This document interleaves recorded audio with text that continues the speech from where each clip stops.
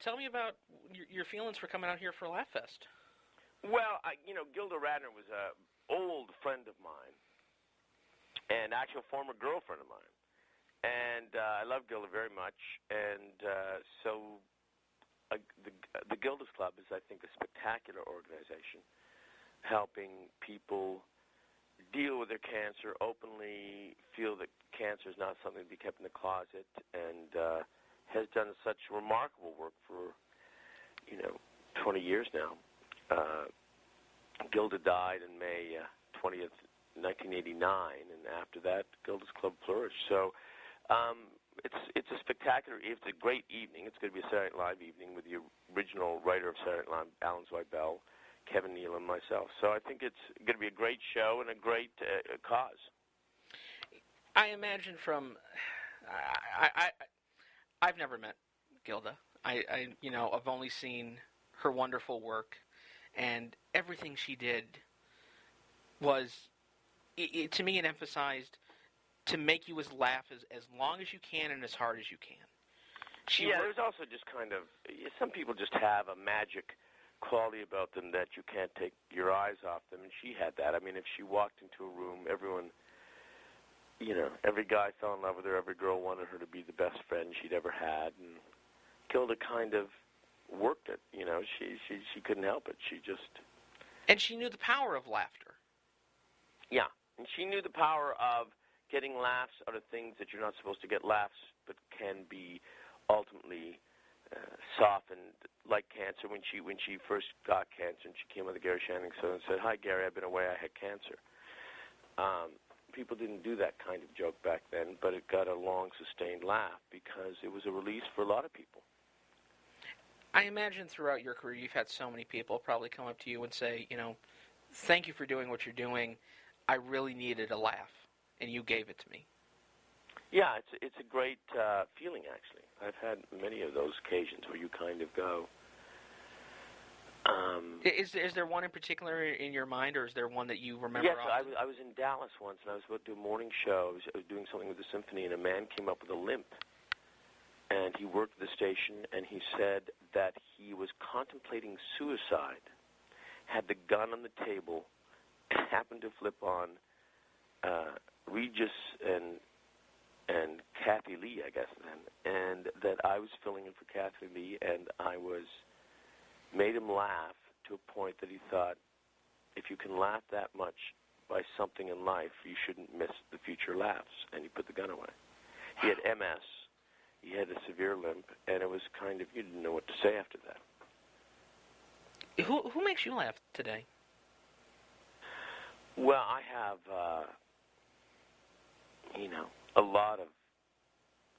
I'm an easy laugh. I had dinner last night with, my life gets to, last night I did dinner with Conan O'Brien and Steve Martin. Those two guys made me laugh. Wow.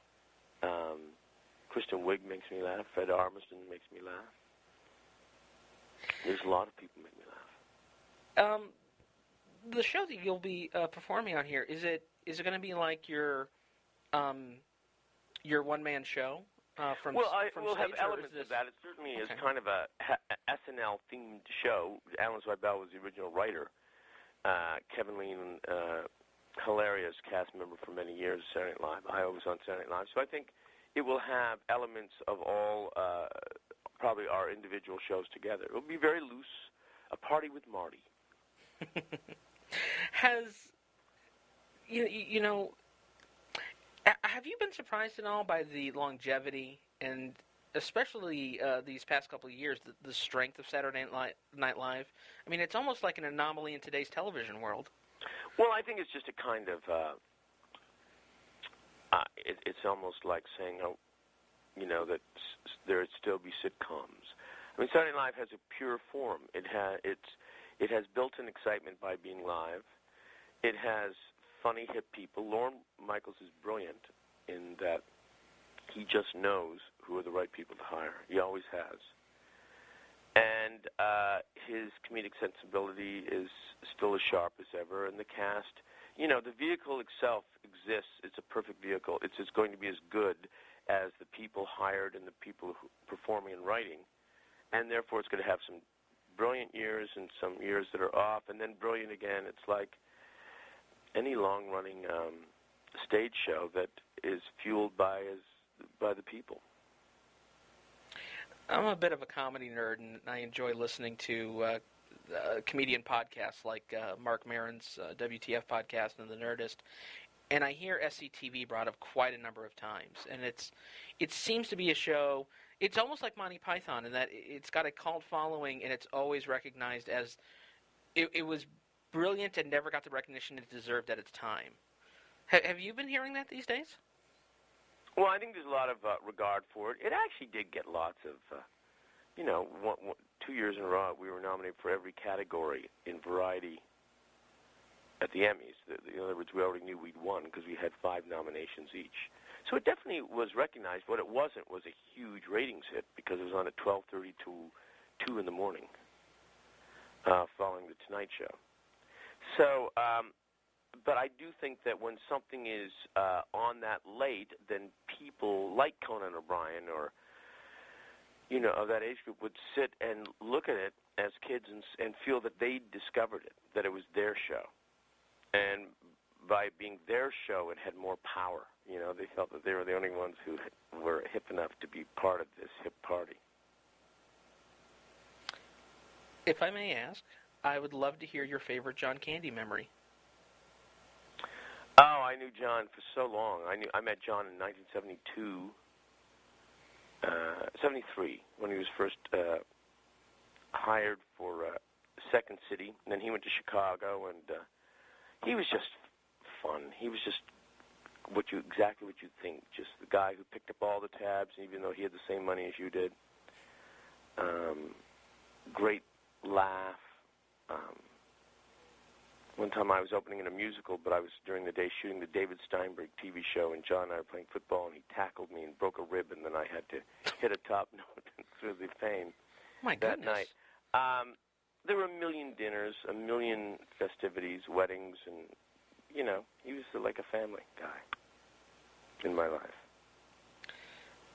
Do you feel, all right, in today's age, when you go out and fans recognize you, do they recognize you more as from Three Amigos, Ed Grimley, or Cat in the Hat? Well, it depends who are the fans. Certainly, if you have younger kids, it's Cat in the Hat. But I would say that I think, it's all kind of blended. They just kind of recognize you. There's been a lot of things through the years, and even if you're just that guy who shows up in Letterman occasionally, they'll recognize you from that. One of the things, this is kind of a regret. I lived in South Dakota for a while, and one of the things I did not get to see was your syndicated talk show. And I really wish I could, because to me it had that energy that you kind of see now today with Ellen's talk show. Because I would see you on guest spots on like Conan and The Tonight Show, and you would have I think there was one where you were dressed as you were a tennis star fighting crime. Yeah, Martina Navratilova. Exactly. Yeah. And it really like that spirit of that show looked fun. But it looked fun, and it looked like you were having fun. No, it was a good show. Very good show. What memories do you take away from that show? Oh, just a lot of work. Wanting to. Remember at the beginning being told that I should not try to be as smart, that the audience were just kind of doing laundry, probably, and ironing as they were watching, talking on the phone, and I thought, no, I can't do it that way. So I have to play to that one person who might actually be watching, who might have to, be a comedy fan. There's sometimes you just are. That's the way you like to do things. You wouldn't be happy if you didn't do it the other way, or if you did it the other way.